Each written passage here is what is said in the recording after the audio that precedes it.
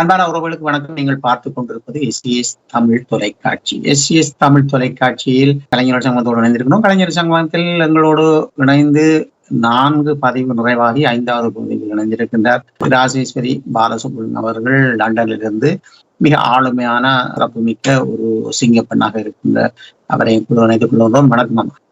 வணக்கம் ஐயா. உண்மையிலே உங்களுடைய ஆளுமைகளும் உங்களுடைய விடயங்களையும் நாங்கள் கதைத்துக் கொண்டு போகின்ற பொழுது இருக்கின்ற சில விடயங்களை நாங்கள் வேறு பதிவாக எடுக்க வேண்டும் என்றொரு நிலைப்பாட்டில் கூட இருக்கின்றது. அந்த வகையிலே கலைஞர்கள் சம்பந்தம் இந்த நிகழ்விலே கலைஞர்களுக்கான விடயங்கள் நீங்கள் யாழ்ப்பாணத்திலிருந்து படித்த காலம், மட்டக்களப்பில் நீங்கள் இருந்த காலம், யாழ்ப்பாணத்தில் படித்த காலம், கொழும்புக்கு வந்த காலம், திருவண்ணாமலை காலம் எல்லாம் பல விடயமாக நாங்கள் அங்கு கதைத்து நிறைவாக்கி இருக்கின்றோம்.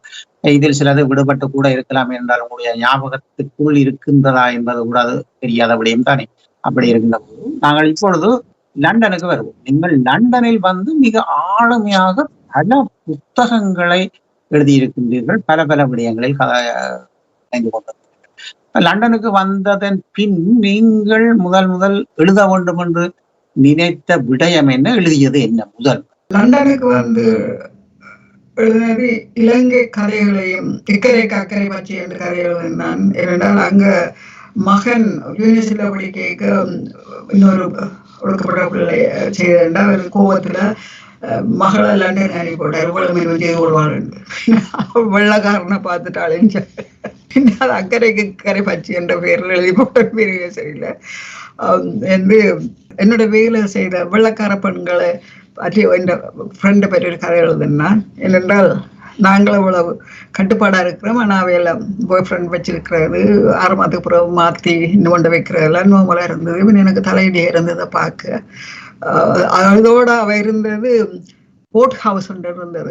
தேம்ஸ் நதிக்கரையில பணக்காராக்கள் பிள்ளைகளுக்கு ப்ரெசன்ட் கொடுக்குற மாதிரி போட் ஹவுஸ் ஒன்று வாங்கி கொடுத்தா தகப்பன் பணக்காரன். பின்ன எனக்கு அதெல்லாம் எனக்கு பெரிய ஆச்சரியமா இருந்தது. இப்படி என்ன வாழ்க்கை முறை எல்லாரும் பொம்பளை தனியா இருக்குண்டு. ஒருக்கா போய் மெக்சிகன் பாய் ஃப்ரெண்ட் இருந்தது, வேண்டுவாக்க இன்னொரு பாய் ஃப்ரெண்ட் இருந்தது.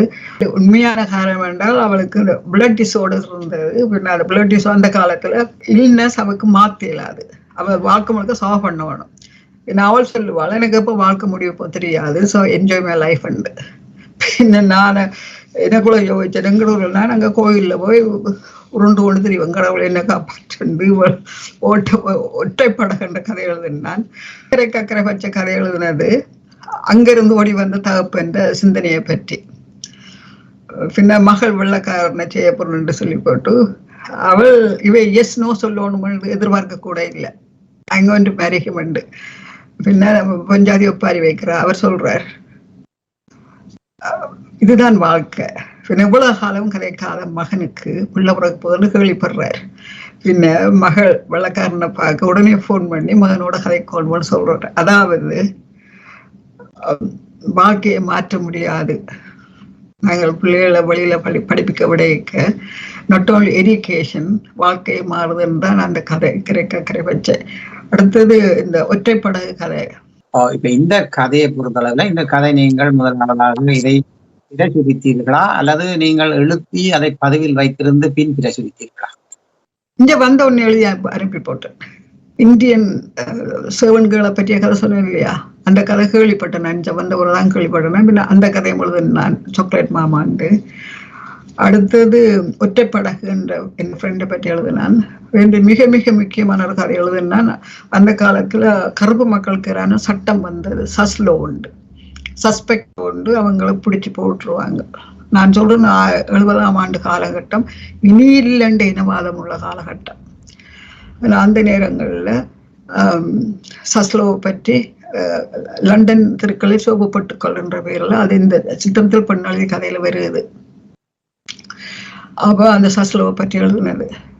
அப்ப அந்த காலத்துல இங்கிலாந்துல இனவாதத்துக்கு எதிரான போராட்டங்கள் ஆரம்பிக்குது. அதாவது 2 விதமோ அப்படி கூட இல்லை கருப்பு மக்கள். ஆனால் 30% ஜெயில இருக்கிறார்கள், 30% கருப்பு மக்களா இருக்கிறாங்க. அதனால பிடிச்சி போட்டுருவான் உள்ளுக்கு. உதாரணத்துக்கு நான் சொல்றேன், நாங்கள் லண்டன் முரசு எடிட்டர்கிட்ட போயிட்டு வர்றோம், இருக்கா கார்ல வர்றோம். கார் போலதான் போச்சுது. குழந்தை இந்த மடியில நான் காருக்கு இருக்கிறேன், வெளியில இறங்கி பார்க்கிறார்.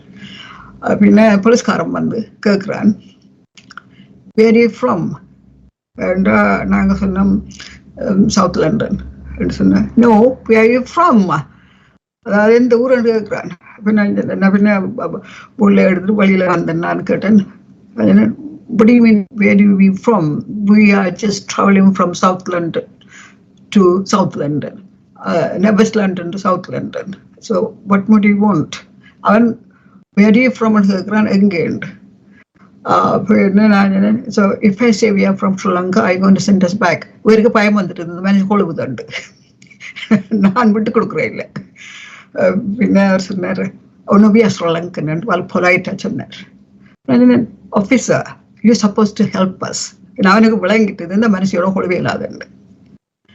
Because I am working for British. Okay, நிவர் வந்து நியாயம் கொடுக்கவா? நான் சொன்னேன், officer, I just came from my duty. I am a nurse. Do you understand? I'm looking after everybody. I don't ask them where you come from.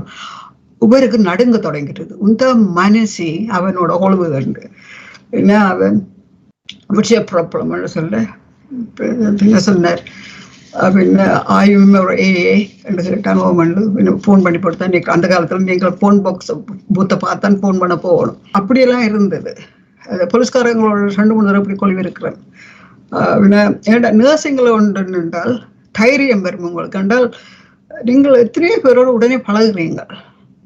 அவங்க சொல்லுவாங்க, அவங்களே வெள்ளக்காரரே சொல்லுவாங்க, be careful, they trying to புலி you என்று வெள்ளக்காரரே சொல்லுங்க. ஏண்டாவே 22 இயர்ஸுக்கு முதல் அவ எங்களோட மாஸ்டர்ஸ். நான் எவ்வளவுதான் ஆண்டு வாரன். பின்ன எனக்கு சரியா நின்று கதைக்கிறான்டான்னு அவங்களோட எண்ணம். எங்களுக்கு அந்த உணர்வு இல்லை. பிகாஸ் யூ ஆர் பாஸ் பண்ணிடுற ஒரு நர்ஸ், நானும் பாஸ் பண்ண நர்ஸ். It's a problem. பேருக்கு இல்லை பொலைட்னஸ் கவனம் சொல்லுவாங்க. Politeness is different from being honest. நீங்கள் கண்ணால் பார்த்த இந்த விடயங்களையும் கதையாக உருவாக்கி இருந்தீர்களா? அதை எழுத இல்லை, நான் கனகூட்டங்கள்ல சொல்லியிருக்கிறேன். இது என் மகனுக்கு நடந்தது. எத்தனையாம் ஆண்டுக்கு பிறகு 20 இயர்ஸுக்கு பிறகு நடக்குது. அவன் 19 வயதுல ஒரு அமெரிக்க காலேஜ் இன்டர்வியூக்கு அவர் கேட்கிறார், வேர் யூ ஃப்ரம்? அவன் சொன்னார் நார்த் லண்டன். ஏன்னா மற்றவர் கேட்கிறார், 3 பேர் இன்டர்வியூல இருந்தாங்களா? மற்றவர் கேட்கிறார், கேள்வி கேட்டுட்டு where did you say, where did you come from? பின்ன அவன் சொன்னார் இஸ்லிங்டன் என்று சொன்னானா. இல்லை 3வது ஆள் கேட்கத்தான் அவன் கேட்டானா, so you asking me where you originated from? I am originated from South London, but my parents are from Sri Lanka. அவங்கள் பிரிட்டிஷ்ல பிறந்து வளர்ந்தவர்கள். பிரிட்டிஷ் மாதிரி பதில் சொல்ல எனக்கு சிரிப்பா வரும். ஒரிஜினேட்டட். மனிதர்கள் இதை தொடர்ந்து அடுத்த கதையாக என்ன கதையை உருவாக்கி இருந்தீர்கள்? அந்த கதைக்கான கருப்பொருள் என்ன கதை? இப்படி கதையெல்லாம் எழுதி கொண்டிருக்க அதுக்கு பிறகுதான் பிரச்சனை வருது. இனியில் என்ற பிரச்சனை இந்த எழுத்தாள வருகிறது. எங்க தெரியுமா? இலங்கையில இல்ல. இலங்கையில நான் சாதியை பற்றி எழுதுறேன், சீதனத்தை பற்றி எழுதுறேன், வர்க்கத்தை பற்றி எழுதுறேன். ஆட்கள் எனக்கு பாராட்டு தருகுதுகள். லண்டனுக்கு சீதனத்தை பற்றி எழுத எனக்கு போர் தொடுத்தாங்களே இந்த வந்திருந்த ஸ்டூடெண்ட்ஸ். என்னென்றால் இவங்க வேலை செய்யற கஷ்டப்பட்டு வேலை செய்யறாங்க படியுங்கள். சரியா? இனியில கஷ்டப்பட்டு வேலை செய்யறாங்க. உங்களுக்கு தெரியாது அந்த காலத்துல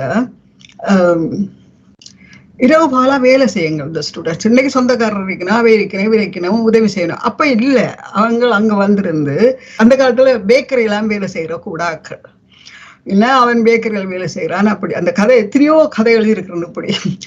அப்ப அவன் அந்த காலத்துல செகண்ட் ஹேண்ட் ஷாப்ல தான் இது ஓவர் கோட் வாங்குவாங்க மலிவு. அந்த காலத்துல வெள்ளக்காரர் இந்த காலத்தை விட மண்டக்கனம் பிடிச்சவே. இந்த கொலனியில இருந்து வரையினும் தானே. பின்ன இந்த விண்டருக்கு போட்டது அடுத்த விண்டருக்கு போட மாட்டேன். பின்ன இதை செகண்ட் ஹேண்ட்ல ஸ்டூடெண்ட்ஸ் வாங்குவாங்க. பின்ன இந்த பிள்ளை அப்படியெல்லாம் அங்க பிள்ளைகள் போட்டு கொண்டிருக்க தாய் அங்க மதுள் கட்ட காசு வேணும், அது வேணும், இது வேணும் சொல்லி கொண்டிருக்கிறான். இவன் கஷ்டப்பட்டு வேலை செய்யறான். பின்ன அவன் சரி இந்த வருஷம் வாங்க ஓவர்கோட், அடுத்த வருஷம் வந்து விண்டர் சரியான ஸ்னோ அடிக்குது, எடுத்தா அந்த ஓவர்கோட்ல ஒரு ஓட்டை இருக்கு. அவன் அதை ஓட்டையில் விழுகின்ற கதை எழுதி போட்டான். அது சரித்திரம்ல போட்டுட்டாங்க. இஞ்ச இருந்தவங்க துள்ளி அடிக்க தொடங்கிட்டாங்க. நாங்கள் என்ன செய்யற வேண்டி யாழ்ப்பாணத்துக்கு எழுதுனா எங்களுக்கு சீதனம் குறைஞ்சு போகுமா. ஐயோ, நான் இதை எதிர்பார்க்க இல்லை. அதே சிறுத்திரன் போட்டுட்டுது, சிறுத்திரன் யாழ்ப்பாணத்துல போட்டுது, ஓட்டங்கள் விழுகின்றன. அதை பட்டு வந்த உடனே நான் பட்டு விட்ட பாடு வந்து மௌன அலவர்கள் என்ற ஒரு கதை சீரணத்தை பற்றி. அவருக்கு ஒரு கேர்ள் ஃப்ரெண்ட் இருந்தது. இதெல்லாம் உண்மையான சம்பவங்கள் தான் எழுதுறாரு. ஒரு கேர்ள் ஃப்ரெண்ட் இருந்தது, தாய் தந்தி அடிச்சு சாப்பிட்றேன் இவருக்கு கல்யாணம் முடிச்சு அனுப்பியாச்சு. பின்ன இவர் வந்தா அது வேற அளவுக்கு சிவிலைஸ்ட் இல்லைன்னு சொல்லி சொன்னா அவளை படிக்கல. அவனுக்கு இங்க இருந்தது, அவனோட படிச்ச உள்ள பின்னா அவளை பற்றியே யோசிக்கிறான். அவன் பெரிய யோசிக்கிறான், ஐயோ நான் கல்யாணம் முடிச்சு போட்டு வந்து அவளை பற்றி யோசிக்கிறேன்னு, என்ன மனைவியோட நல்லா இருக்கணும், பழச மறக்கணும் சொல்லி போட்டு மனைவிய கட்டி பிடிச்சு கொஞ்சம் இருக்கேக்க அவன் உலகம் இங்க உங்களுக்கு கொண்டு சொல்லணும்ன்றா. என்னன்னு கேட்டான், சவுத்த ஒழுக்குற அலைய போகணும், கத்திரிக்காய் எல்லாம் மலிவா இருக்கு.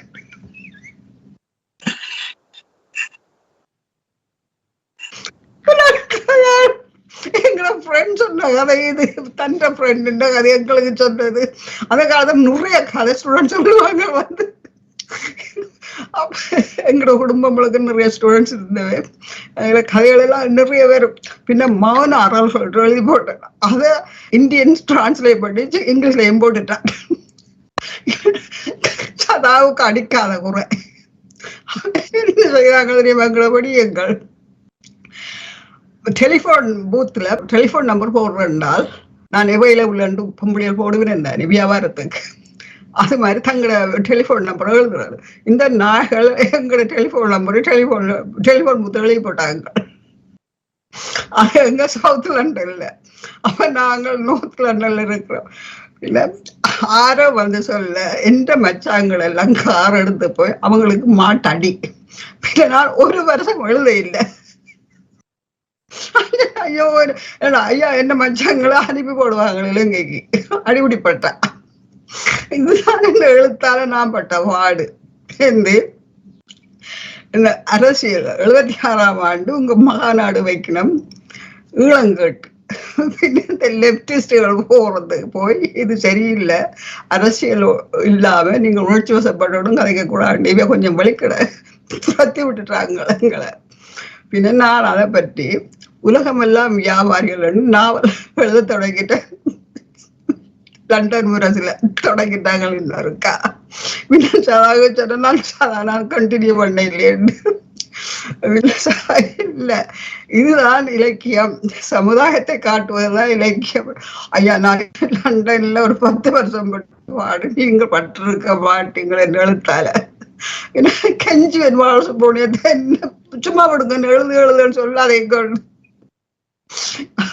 அப்படி சில கதைகள் இப்ப பார்க்க இவங்களையும் சண்டை பிடிச்சாங்க. எனக்கு ஓட்டுகள் விழுகின்ற சிறுத்திரையில வந்த காலகட்டத்துல அவனால் கொஞ்ச காலத்துக்கு பிறகு இலங்கைக்கு போனான். கேட்டேன், உங்களுக்கு பயம் இல்லையா? சதா பயந்தது அடிபட போகுதுண்டு லண்டன் முரசு, உங்களுக்கு பயம் இல்லையாண்டு சொன்ன. இதெல்லாத்துக்கும் பயந்த என்ன செய்யறேன். நான் இஞ்சிருக்கே சாதியை பற்றி எழுதியிருக்கிறேன், சீரத்தை பற்றி எழுதியிருக்கிறேன். அது நல்ல கதை, சமுதாய சிந்தனை உள்ள கதைன்னு சொன்னாங்க. அங்க போனோடனே இவங்களுக்கு அடிக்க வராங்க சொல்லி ஐயோ பெரிய ஆக்கின. அப்ப முதலாவது நாவலே உலகமெல்லாம் வியாபாரிகள். ஏனென்றால் இவ 76ஆம் ஆண்டு கூட்டம் வைக்கிறோம். அங்க 77ஆம் ஆண்டு எலெக்ஷனுக்கு பட்டுக்கோட்டை மகாநாட்டுக்கு போது இந்த மகாநாடு வைக்கணும். பின்ன வாழ்வு போடி ஆக்கும் போது துரத்தி விட்டுட்டாங்க. அப்படி சுவாரஸ்யமான காலம். இப்ப சிரிக்கலாம், அந்த காலத்துல நான் பட்ட பாடு. என்ன மச்சாங்களால நான் பாவம் அவங்கள் அடிபடுறாங்க போய். உங்களுக்கு வந்து இவ்வளவு சிக்கல்கள் வந்த போதும் உங்களுடைய கணவன் வந்து உங்களோட மிக துணையாக நின்று இருக்கின்றார் சொல்றதுப்பா. ஐயா நான் எழுதுறது எழுதி போட்டு வாசிச்சு போட்டு சொல்வார், நல்லா இருக்குன்னுவார். நான் கதை சொல்லுவேன், ஐயோ இதுண்டு. அடுத்தது தேம்ஸ் நதி கரையில் நான் எழுதினான்.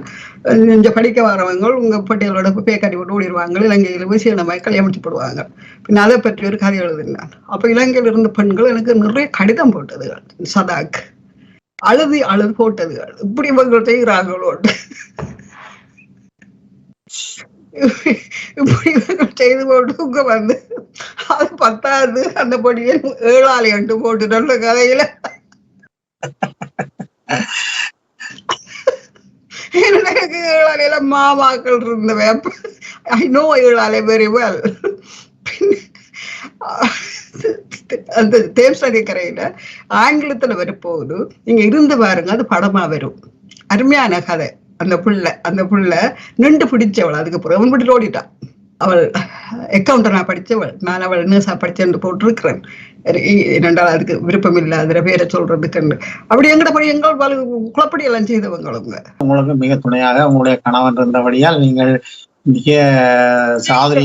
மச்சாங்கள் சதா, லண்டமருது சதா, சிறுத்திரன், வீரகேசரி, தினகரன், மற்ற சிந்தாமணி, எவ்வளவு பேப்பர் இலங்கையில போடுறது கதையை மக்கள் திட்டுறது செருது எல்லாம் பிரச்சனைப்படுத்தி இருப்பார்கள். வீட்டடிக்கு வேற இல்லையா கூட வீட்டடிக்கு வர பயம் இல்லைன்னா மச்சாங்கள் இருந்தவங்க. அப்ப நாங்க வெளியில இருந்தோம். இவர் பிரிட்டிஷ் ஏரோஸ்பேஸ்ல வேலை செய்து கொண்டிருந்தவர். பின்ன நாங்க வெளியில இருந்தனாங்க.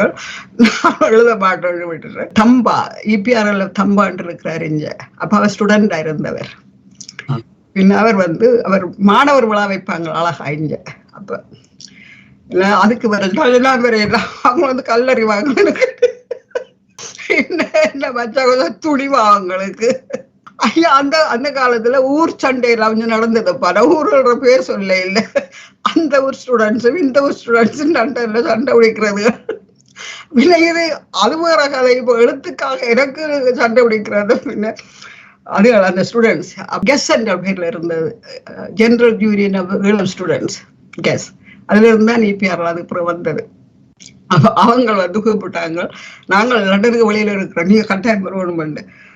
பின்ன வந்து இடையில நின்று பேசின ஒரு எனக்கு துணிவு வந்துட்டது. ஒரு கல்லறையே இல்லை. அதுக்கு பிறகு தொடர்ந்து எழுதினான். கல்லறையே எதிர்பார்த்துதான் இப்ப சென்று இருக்கின்றாங்க. பயம் எனக்குப்பா. ஐயா இலங்கையில எவ்வளவு சப்போர்ட் பண்ணது அழகுகள், எவ்வளவு பெரிய பெரிய எழுத்தாளர்கள் வந்து சப்போர்ட் பண்ணது. என்ன நியாயம்? நீங்க நான் இப்ப சிரிக்கிறோம், அந்த காலத்துல எவ்வளவு மெலிஞ்சு நான் தெரியுமா? அவருக்கு மெலிஞ்சு போனப்ப சாப்பாடு இல்லாம சாப்பாடு இல்ல எழுத மாட்டேன், பன்னீர் எழுதாம இருந்தேன். என்ன சதா சொல்லிச்சு, இது என்ன இது ஏதோ லட்சியமா சீழத்துக்கிற எழுதணும் எல்லாம் புழித்தலை, நான் இப்ப வாய்ப்பத்தி கொண்டிருக்கிறேன் சொல்லிச்சது. எழுத்துக்கு இலக்கியத்துக்கு நாங்கள் எங்கள்ல ராசநாயகம் ஈரோஸ் ராசநாயகம் இருந்தவர், அவற்றை வீட்டுல நாங்க கூட்டம் வைப்போம் இலக்கியத்தை பற்றி கதைக்கிறது. எங்களுக்கு தெரியாது நாங்க அங்க கூட்டம் வைக்கிறோம். தெரிஞ்சிருந்தாலே துணிவா அப்படி வீட்டுக்கு எல்லாம் செய்ய உடனே அனுப்பியிருப்பாங்க. நான் ஏனண்டா நாங்கள் அழைக்கப்பட்டு வந்தவர்கள் தெரியுமா, உத்தியோகத்துக்கு அழைக்கப்பட்டு வந்தவர்கள். அந்த ஸ்பெஷல் பாதுகாப்பு எங்களுக்கு இருக்கு. நான் என்ன கள்ளத்துணியில வந்தேன். நர்சஸ் ஸ்கூல்லாம் அட்வர்டைஸ்மெண்ட் இருக்கும். அப்ப எங்கள் நாடுகளில் வேலை இருக்கிறது வாருங்கள் உண்டு. பின்ன நான் பிற மாற்றன் வன்னியரை ஒப்பாரி வச்சு போட்டு கடைசியா வந்தேன். நான் பின்ன போலீஸ்கார நாடு ரோட்ல வச்சு வேரிய கம்ஃபர்மெண்ட் எவ்வளவு ஆத்திரம் வரும் எனக்கு. பின்ன அது மாதிரி இவ என்ன ஞாபகம் போயிருப்பேன், அப்பவே போயிருப்பேன் பார்லிமெண்ட்டுக்கு. இப்படியான ரேசிசம் இருக்காண்டு. வேளாலையை பற்றி கதை ஒன்று எழுதினீங்களா? அதுக்கு பிறகு நீங்கள் எழுதின கதை என்ன? ஏழாலைக்கு பிறகு அடுத்த கதையா? அது ஏழாலை எழுதுறேன். என் ஃப்ரெண்ட் கேட்டவளோ ஏன் அடிட்ட ஊர் எழுத்தடி நான் ஞாபகம் வந்தோடி. எனக்கு அங்க வந்த உடனே ஐயா ஏழாலையில ஆடு வெட்டி பறி கொடுத்த கதையெல்லாம் இருக்குல்ல, அதெல்லாத்தையும் நேர கண்டு அதெல்லாம் கதையா எழுதியிருக்கிறேன். அது ஞாபகம் இல்லை எந்த கதையுண்டு. எல்லாம் ஏழாலை பியூட்டிஃபுல் பிளேஸ், அருமையான இடம் ஐயா. அந்த ஏரியாலாம் தெளிப்பளை ஏழாலை, ஓ லவ்லி பிளேசஸ். எனவே மற்றது 80ஆம் ஆண்டு அங்க போன உடனே தான் அந்த இனவாதம் எனக்கு தெரிஞ்சது. வந்த உடனே ஒப்பாரி நான் இது என்ன அநியாயம். அப்ப பாஷு பண்ணி எழுத சொன்னார், ஒப்பாரி வச்சு கொண்டிருக்க வேண்டாம், நீ என்னத்தை கண்டி அது எழுதுண்டு. அந்த நேரம் என்னை பற்றி கேள்விப்பட்ட பத்மநாப ஐயர் என்ன கேட்டார், எங்களுக்கு கதை ஒன்று அளித்தாங்க உண்டு. பின்ன அவருக்கு நான் பேய்களுக்கு யார் வாய்மண்டர் கதைகளை அனுப்பினேன். அங்க அலை பேப்பர் வந்தது, பேய்களுக்கு யார் வாய்மண்டு. அதாவது அங்க உங்களுக்கு தெரியுமா, உலகத்திலேயே பேய்க்கு பேர் போன இடம் இங்கிலாந்து. தெரியுமா உங்களுக்கு? அது எங்களோட நாளில் நிறைய பேய் கதைகள் இருக்கு. அப்ப நான் நிறைய பேய் கதைகள் எழுதியிருக்கிறேன். பின்ன பேய்களுக்கு யார் அது அலையில போட்டது. அதுக்கு பிறகு லண்டனுக்கு ஸ்ரீலங்காவுக்கு வந்துட்டு போகணுன்னு கேள்விப்பட்டோம். உங்களோட அனுபவத்தை எழுதுங்கன்னு சொன்னார். பின்ன பாசுபடியதுக்கு அது பெரிய சந்தோஷம். பாத்தியா நாங்க கேட்குறேன்னு சொல்லி எழுதுறா இல்லை வேற ஆக்களை சொல்லினோம். என்ன ஒரு கோட உரம் எழுதினான். ஒரு கோட விடுமுறை தான் ஒரு பூகம்பத்தை உண்டாக்குறாரு. என்ன இவ்வளவு துணிவா எழுதியிருக்கிறான். இப்ப ஸ்டூடெண்ட்ஸை பற்றி தான் இந்த மற்ற நாவல்கள். அதாவது தேசியத்தை குவேஷன் பண்ண, தமிழ் தேசியத்தை குவேஷன் பண்ணது. அதாவது ஐயா நாங்கள் கொழும்புல இருக்க கூட அரசியல் எனக்கு ஒரு மண்ணும் தெரியாது. இந்த வந்தாலும் எனக்கு புரியுது. ஏனென்றால் எங்களோட ஃப்ரெண்ட்ஸ் எல்லாம் லேபர் பார்ட்டியில் இருக்கிற ஆக்களா இருக்கணும். நான் வேலை செய்யற ஆக்கள். ஏன்னா அது உணர்ச்சி வசமா இல்லை, அந்த கொள்கைக்காகத்தான் போகுது. அதோட தகப்பன் பெரிய ப்ரொஃபஸர் இருந்திருப்பார் ஒரு காலத்தில். ஆனால் இன்றைக்கு அது தொழிலாளர் கட்சியில சேருது. அப்ப அது அரசியல் காரணம் இருக்க வேணும். இப்ப அவன் அடிச்சு போட்டான்னு நீங்கள் அரசியல் தொடங்கியது how we going to go என்று இருக்கணும் என்று சொல்லித்தான் அவங்க என்னோட கொள்வனர். ஒரு கோட விடுமுறை தமிழ் தேசியத்துக்கு அப்பால தமிழர் படும் துன்பம், அதுல வாழெடுக்கணும் போராடணும் என்றெல்லாம் எழுத இல்லை. we have a right to fight என்று எழுதியிருக்கிறோம். we have right to fight for the equality என்று எழுதியிருக்கிறோம் அதுல. ஆனால் அதுல ஒரு வரி எழுதியிருக்கிறேன் பாருங்க இவ்வளவு தீர்க்க தரிசனம் இருக்குன்னு. அப்ப அங்க இருக்கிறவ சொல்லிடணும் நாங்க போராடத்தான் போறோம். என்னண்டு போராட போறீங்களா? இந்தியா எங்களுக்கு உதவி செய்யும். ஏன் இந்தியா உங்களுக்கு உதவி செய்ய முடியாது? எங்களுக்கு அவை பங்களாதேஷ் எடுத்து கொடுக்குவார், எங்களுக்கு இலங்கை எடுத்து தருவார். பின்ன அதை நான் எழுதியிருக்கிறேன். வாஷ் சொன்னதை எழுதியிருக்கிறேன். நீங்க என்னத்தை செய்தாலும் கடைசி வரைக்கும் இந்தியாவை இன்வைட் பண்ணிடாதீங்க ஒன்று. அதை நான் 80ஆம் ஆண்டு எழுதி போட்டேன். அது அவர் சொன்னதை தான் எழுதினேன். நான் எழுதுனது நான் கண்ட துன்பத்தை. எவ்வளவு கஷ்டம் தெரியுமா? டஃப்னா டவுனுக்குள்ள நீங்கள் தமிழ் சிங்களம் பேசணும். இந்த வருஷம் கொழும்புல பிறந்து வளர்ந்த மனுஷனுக்கு சிங்களம் தெரியாது கதைக்க. அப்படின்னா நான் ஒரு மகன் தூங்கி வளைகிறான், மற்றது கைப்பிள்ள இருக்கிறேன். அவரும் நியாயம் பிளக்கிறார். வந்து இவர் ஐ டோன்ட் அண்டர்ஸ்டாண்ட் சிங்களம் என்று சொல்ல நான் சொன்னேன் மொனாத ஓன என்று கேட்டேன். அவர் என்ன பார்த்தார். ஐ கேன் ஸ்பீக் சிங்களம் என்று சொன்னேன்.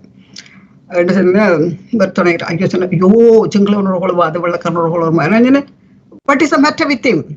What's the matter with him? நான் சொன்னேன் officer, can't you see I am with a child, we want to get into the bus.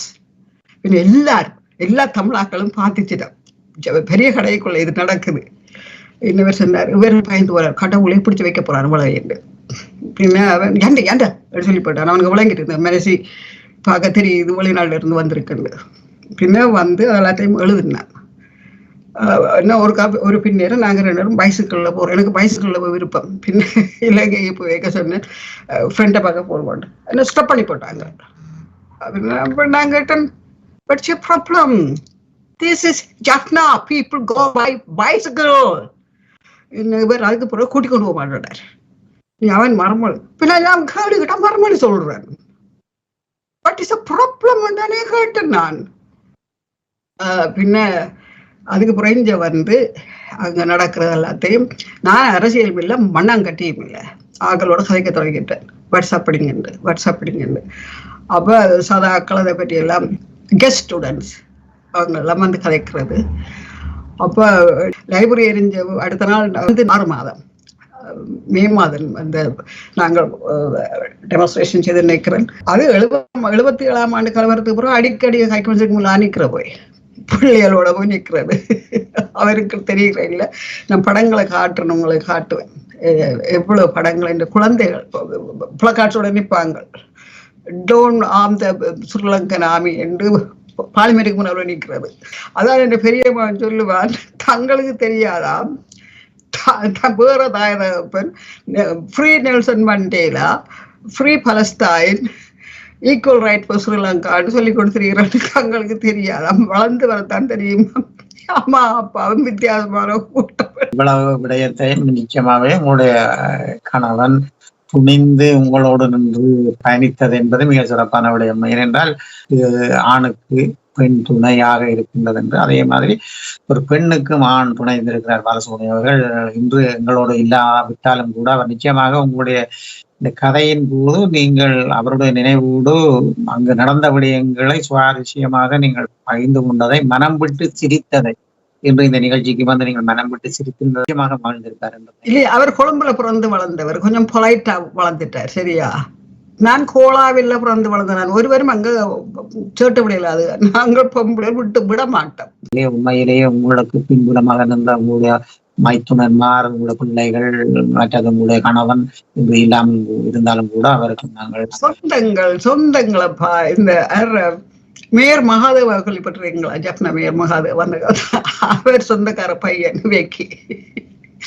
அவை எல்லாரும் தான் இந்த எனக்கு டெலிபோன் எழுதினவே, தேடி போயிடவே, பெரிய கூட்டம் கார்ல போனது விளக்குறதுக்கு.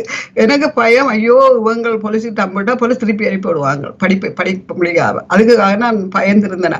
அப்படியெல்லாம் எதிர்த்து நின்று நீச்சல் அடிச்சுதான் எழுத்துல நின்று பிடிக்கிறேன், இன்னும் எழுதி கொண்டிருக்கிறேன், இன்றைக்கும் பப்ளிஷ் பண்ணி கொண்டிருக்கிறேன். நீங்கள் இவ்வளவு தூரம் சிறப்பாக பல எழுத்துத்துறை ஆளுமையாக அந்த உண்மை அடைந்து ஒடுங்கி போனவராக இல்லாமலுக்கு நீங்கள் ஆளுமையாக எழுதி கொண்டிருக்கிறீர்கள். இவ்வளவு சிறப்பாக விளையாடி கொண்டிருக்கிறீர்கள். உங்களுடைய வாழ்க்கை சிறக்க வாழ்த்துக்களை கூறிக்கொண்டு அடுத்த 6வது பகுதியில் நாங்கள் மீண்டும் பல விடயங்களை கதைத்துக் கொள்வோமா. இன்று நீங்கள் இந்த பதிவில், மத்திய பதிவை கொடுத்து நாங்கள் கதைத்திருந்தோம். இந்த பதிவில் நீங்கள் மனம் விட்டு சிரித்து உங்களுடைய நடந்த விடயங்களை சொல்லக்கூடியதாக இருந்தது. அதை பற்றிய உங்களுடைய ஒரு சிறு பதிவு. இதுல என்னென்றால், அதான் லண்டன் முரசு ஆசிரியர், சிறுத்திரன் ஆசிரியர், இவையெல்லாம் பட்ட பாடுதான் எனக்கு பாவமா இருந்தது. அவைய கேட்டேன், சதா why do you do that? I'm not going to write anymore. நல்லா அப்படி சொன்னீங்க. வாரா சொல்லு ராஜேஷுக்கு கட்டாயம் எழுதோடு பண்ணு போய் அவரை விரட்டி இருக்கிறாங்க பாருங்க. உங்க கதை போடாதேங்க, உங்களோட பேப்பர் எல்லாத்தையும் கொண்டு எரிப்பம் உண்டு. அதானே செய்வீங்க, உங்களுக்கு அதானே தெரியும். இலக்கியம் பண்ணா உங்களுக்கு எரிக்கிறோம் தெரியும், எரியுங்கோ. அவை அப்படி செய்யட்டு, நான் செய்கிற மேல வர சும்மா வாடுக்கு மேல செய்யட்டு.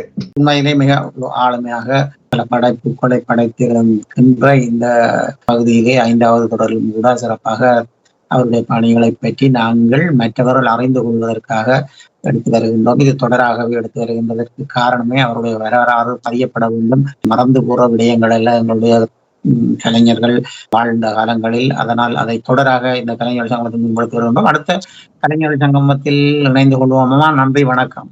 நன்றி ஐயா, மிகவும் வணக்கம். நல்லதுறவுகளை நீங்கள் இதுவரை பார்த்தது கலைஞர்கள் சங்கமம். கலைஞர்கள் சங்கமத்தோடு இன்று சிறப்பாக எங்களோடு ராஜேஸ்வரி பாலசுப்ரமணியம் லண்டன்ல இருந்து கலந்து கொண்டார். அவர் பல விடயங்களை எங்களோடு அவருடைய கதை மட்டுமல்ல, அவர் கதை எழுதுவதற்கான காரணம் என்ன, தூண்டுதல் என்பதெல்லாம் பல விடயங்களை எங்களுக்கு கூறிக்கொண்டு வருகின்றார். இது உண்மையிலே இளமெழுத்தாளர்களுக்கும் கூட இது ஒரு உதாரணமாக இருக்கும் என்பது கூட நல்ல விடயம். இதை கேட்டறிந்து அவர்களும் இந்த என்ன கஷ்டங்கள் அந்த காலத்தில் பட்டார்கள் என்பதை அறிந்து கொள்வதற்கு ஒரு களமாக அமைகின்றது. இன்னும் ஒரு அடுத்த 6வது பதிவிலே நாங்கள் ராஜேஸ்வரி அம்மாவோடு இணைந்து கொள்வோம் என்று கூறிக்கொண்டு சந்திப்போம். நன்றி, வணக்கம். வணக்கம் ஐயா.